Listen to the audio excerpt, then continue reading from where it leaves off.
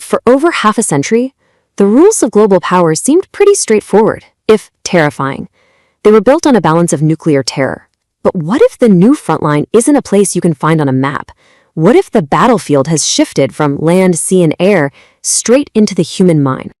And that brings us to this really central, kind of unnerving question. We've spent generations learning how to manage the risk of the atom.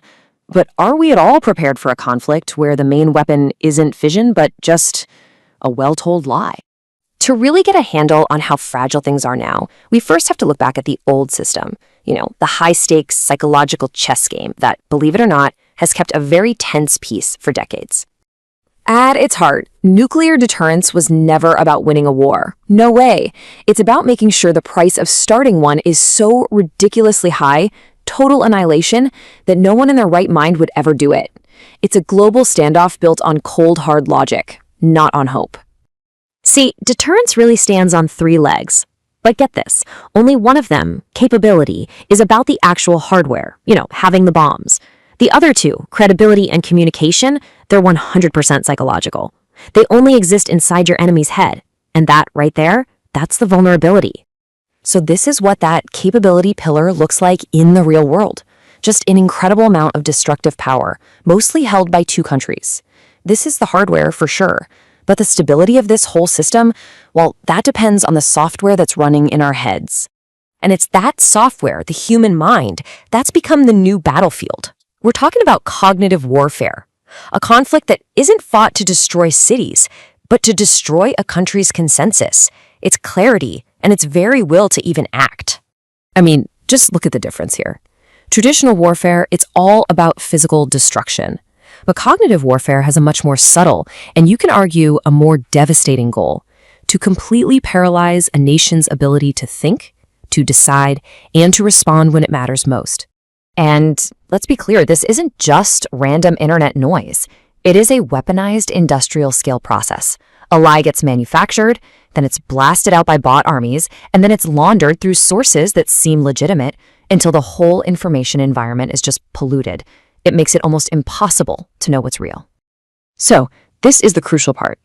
How does this war for the mind directly attack those psychological pillars of deterrence we talked about? How do you throw a wrench into a system that has absolutely zero room for error? Well, the biggest problem is just the sheer volume of it all. This state-sponsored disinformation creates this constant storm of noise. Now put yourself in the shoes of a world leader during a crisis. How on earth do you find the one true signal of a threat in a tidal wave of deliberate lies? This is what experts are calling cognitive gridlock. Just picture a command center flooded with deepfakes, fake reports, manipulated data. The goal of the attacker is simple: make it impossible to think. Freeze the entire system at the exact moment a clear, fast response is needed most. And then there's this even sneakier tactic: strategy gaslighting. An attacker does something hostile, a cyber attack, maybe a small-scale border crossing, and then just looks you in the eye and aggressively denies it ever happened. It's designed to make you doubt your own intelligence, your own reality. And why? To make you hesitate, to make any response seem like a huge, uncertain political risk. And here you can see the damage. So you start with a high level of stability. That's the big blue area. But after a successful cognitive attack, look what happens. Public support just plummets. Leadership confidence gets shattered. Alliances start to crack. The whole foundation of deterrence crumbles. Not from a missile, but from a message. Okay, so the threat is very real, but it's not hopeless. So how do we defend ourselves? The answer isn't just a better missile defense system. It's about building a collective mental shield. This has to be an effort from all of society. So, this new defense rests on three new pillars. First up, education. It's like vaccinating the public with critical thinking and media literacy. Second is technology, using AI to spot these manipulation campaigns before they get out of hand. And third, transparency, publicly calling out the attackers to make sure there's a price to pay for what they do. It really boils down to this. Cognitive resilience is no longer a simple defense measure, but a strategic survival imperative. In this new world, protecting our shared grasp on reality, it isn't just a nice idea. It's absolutely essential for survival. At the end of the day, the ultimate goal of a cognitive attacker is to cause strategic paralysis, to make a nation totally incapable of acting in its own defense.